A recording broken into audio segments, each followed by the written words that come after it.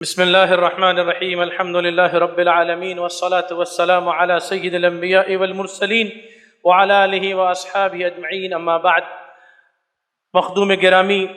صدر اجلاس حضرت مولانا سید بلال عبدالحی حسنی ندوی حفظہ اللہ ورعاہ، اسٹیج پر جلوہ افروز معزز و مکرم علماء کرام جو دور دور کے علاقوں سے سفر کی مشقتیں برداشت کر کے تشریف لائے ہیں، اور بہت سارے علماء فضلاء حاضرین مجلس۔ جامعہ کی سالانہ رپورٹ میں کیا پیش کروں، جو کچھ تھا وہ طلبہ کی زبانی آپ کے سامنے آ گیا۔ ان طلبہ کے پروگرام کو دیکھ کر آپ نے جو اندازہ لگایا ہوگا وہی ہمارے سالانہ کارکردگی کی رپورٹ ہے۔ اخیر میں یہ طالب علم جو جذباتی ہو کر لمبی تقریر بھی کی اور انہوں نے اخیر میں اپنا کلام بھی پیش کیا، ان کی تقریر کو سننے کے بعد مجھے اندازہ ہوا کہ جو کچھ ہمارے شعبہ جات ہے، جو کچھ یہاں تعلیم و تربیت کے عنوان سے ہو رہا ہے، وہ ساری چیزیں بھی اس کے اندر شامل ہو گئی ہیں۔ میں اللہ رب العزت کا شکر ادا کرتا ہوں کہ آج ہمارے درمیان ایک ایسی شخصیت جلوہ افروز ہے کہ جس کا فیض پورے ہندوستان ہی میں نہیں، اب پورے عالم میں پھیل رہا ہے۔ وہ ناظم ندوۃ العلماء ہیں، وہ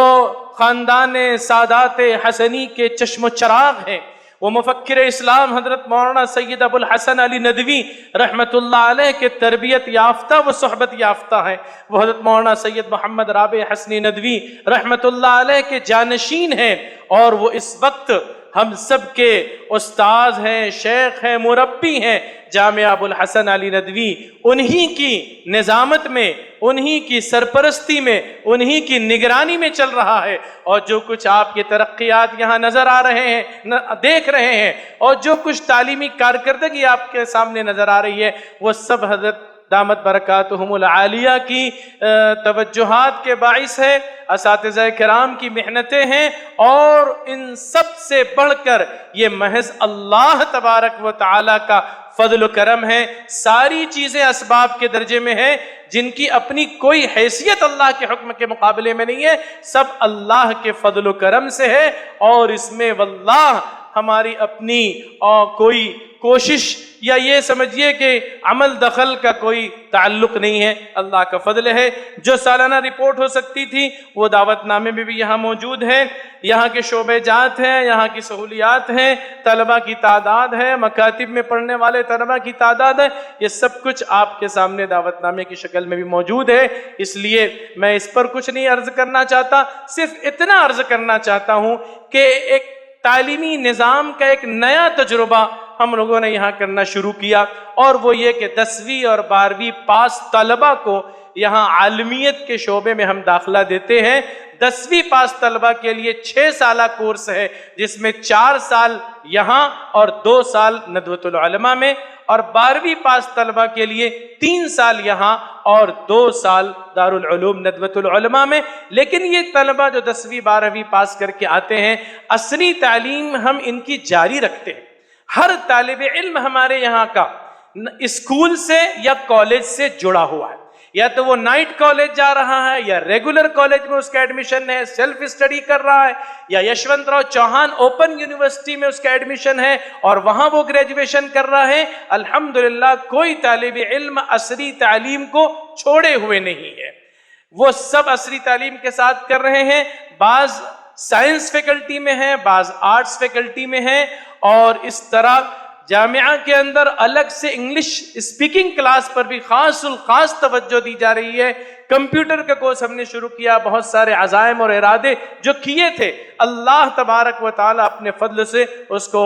آگے کرا رہے ہیں، آگے بڑھا رہے ہیں۔ بہرحال میں اتنا کہوں گا کہ مدرسہ چھوٹا سا ہے۔ بعض ہمارے ساتھی کہتے ہیں کہ مدرسہ آپ کا چھوٹا سا ہے، جلسہ بہت بڑا کرتے ہیں آپ۔ میں نے کہا کہ ہاں، مدرسہ چھوٹا ہے، جلسہ بڑا ہو گیا، لیکن عزم و ارادے اور حوصلے اس سے زیادہ بڑے ہیں۔ بس آپ حضرات دعا کیجئے کہ جامعہ کے جو آئندہ کے منصوبے ہیں اس میں یہ کہ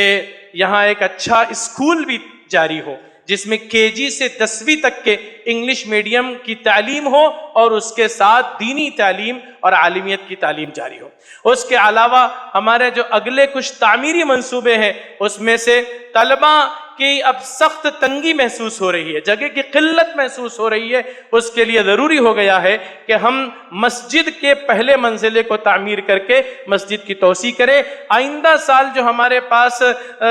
40-45 داخلے متوقع ہیں، ان میں سے کسی طالب علم کے لیے رہنے کی کوئی جگہ نہیں ہے، ہاسٹل فل ہو چکے ہیں، 57 طلبہ اس وقت دارالاقامے میں ہیں، اور ہمارے پاس اب ایک بھی بیڈ اور ایک بھی پلنگ خالی نہیں رہ گیا ہے۔ اس کے لیے توسیع کی سخت ضرورت ہے۔ 30 لاکھ روپے کا مسجد کی توسیع کا یہ بجٹ ہے جو ہمیں پورا کرنا ہے۔ طلبہ کے لیے پلنگ اور بیڈ کا نظم کرنا ہے، جس کے لیے تقریباً 1.5-2 لاکھ روپے کا نہیں معاف کیجئے تقریباً 3 لاکھ روپے کا سرمایہ ہے۔ ایسے کئی پروپوزل ہیں، انشاءاللہ وہ سب پورے ہوتے رہیں گے آپ کی دعاؤں سے، آپ کے تعاون سے۔ میں شکریہ ادا کرنا چاہتا ہوں ہمارے ان تمام معزز علماء فضلاء کا جو دور دراز علاقوں سے بطور خاص تشریف لائے، پونا سے آئے، کوپر گاؤں سے آئے، راہتا سے آئے، اور پیٹھن سے آئے، بیڑ سے آئے، ناندگاؤں سے آئے، منماڑ سے آئے، ماشاءاللہ نہ جانے کن کن علاقوں سے آئے ہیں، سفر کی مشقت برداشت کر کے تھوڑی سی ہماری نحیف آواز پر۔ اس کے علاوہ حضرت والا دامت برکاتہم تشریف لائے، ان کے ساتھ بھٹکل سے احباب آئے، حیدرآباد سے احباب آئے، اورنگ آباد سے آئے، ممبئی سے آئے۔ میں تہہ دل سے ان سب کا شکریہ ادا کرتا ہوں، اور شرمسار ہوں کہ ایک چھوٹے سے ادارے کے ایک معمولی سے پروگرام کو انہوں نے اتنی اہمیت دی اور یہاں تشریف لے آئے۔ وآخر دعوانا ان الحمدللہ رب العالمین۔